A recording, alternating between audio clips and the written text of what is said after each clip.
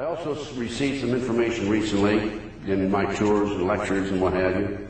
I did a TV show in Long Beach, California. One of the gentlemen involved in the show was in the U.S. Army at one time. He told me that in the spring of 1973, we had bombed all of the North Vietnamese supply lines. We had mined their harbors. They were cut off. And one of his associates was in the communication room in Saigon. And this is, of course, a classified job. And when he was in this room, he received this message from the North Vietnamese: we surrender unconditionally. He passed it on to his superiors, and all Army personnel were immediately ushered out and replaced by State Department personnel. It was shortly thereafter that Kissinger met with the North Vietnamese officials in Paris, France. Why do these things happen? Why do these things happen? Why do these things happen? But ending the conflict is not so simple as just calling it off and coming home, because the price for that kind of peace could be 1,000 years of darkness for generations yet unborn. Decades back, in late 1972, South Vietnam and the United States were winning the Vietnam War decisively by every conceivable measure. That's not just my view. That was the view of our enemy, the North Vietnamese government officials. Victory was apparent when President Nixon ordered the U.S. Air Force to bomb industrial and military targets in Hanoi, North Vietnam's capital city, and in Haiphong, its major port city. And we would stop the bombing if the North Vietnamese would attend the Paris peace talks that they had left earlier.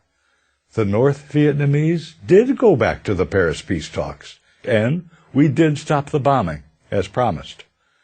On January the 23rd of 1973, President Nixon gave a speech to the nation on primetime television, announcing that the Paris Peace Accords had been initialed by the United States, South Vietnam, North Vietnam, the Viet Cong, and the accords would be signed on the 27th.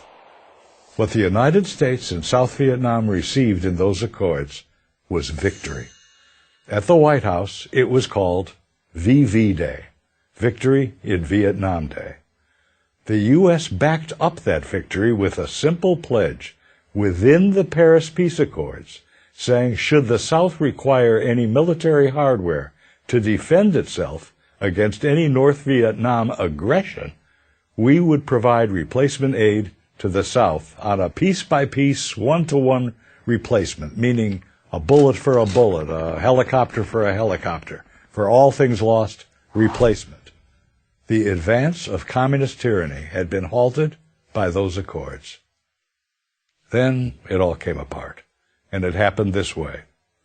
In August of the following year, 1974, President Nixon resigned his office as a result of what became known as Watergate.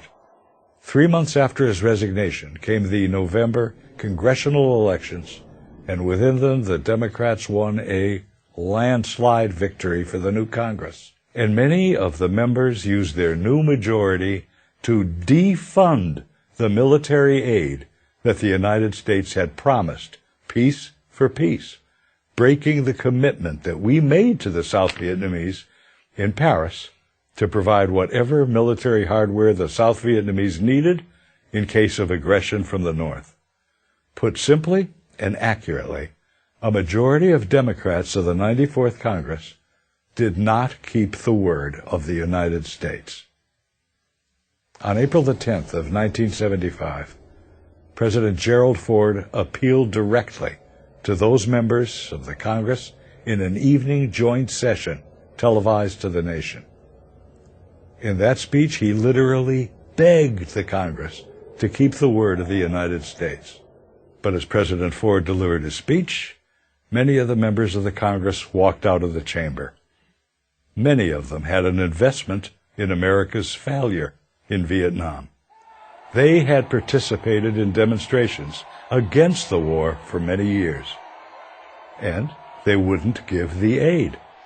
On April the 30th, South Vietnam surrendered, and re-education camps were constructed, and the phenomenon of the boat people began.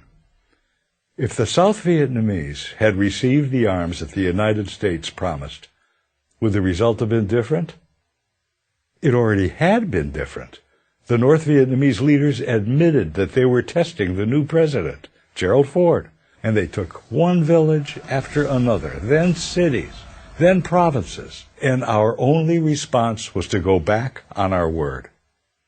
The U.S. did not resupply the South Vietnamese as we had promised. It was then that the North Vietnamese knew they were on the road to South Vietnam's capital city, Saigon, that would soon be renamed Ho Chi Minh City. Former Arkansas Senator William Fulbright, who had been the chairman of the Senate Foreign Relations Committee, made a public statement about the surrender of South Vietnam. He said this, "I am no more distressed than I would be about Arkansas losing a football game to Texas." The U.S. knew that North Vietnam would violate the accords, and so we planned for it. What we did not know was that our own Congress would violate the accords, and violate them, of all things, on behalf of the North Vietnamese. Nhà đâu anh về đêm khuya gió hú, trăng tan lệ đổ, một mình anh đi. Đêm như tha ma, chân anh mỏi mệt, mang thân tội đầy, một kiếp lang thang, một thân lạc loài.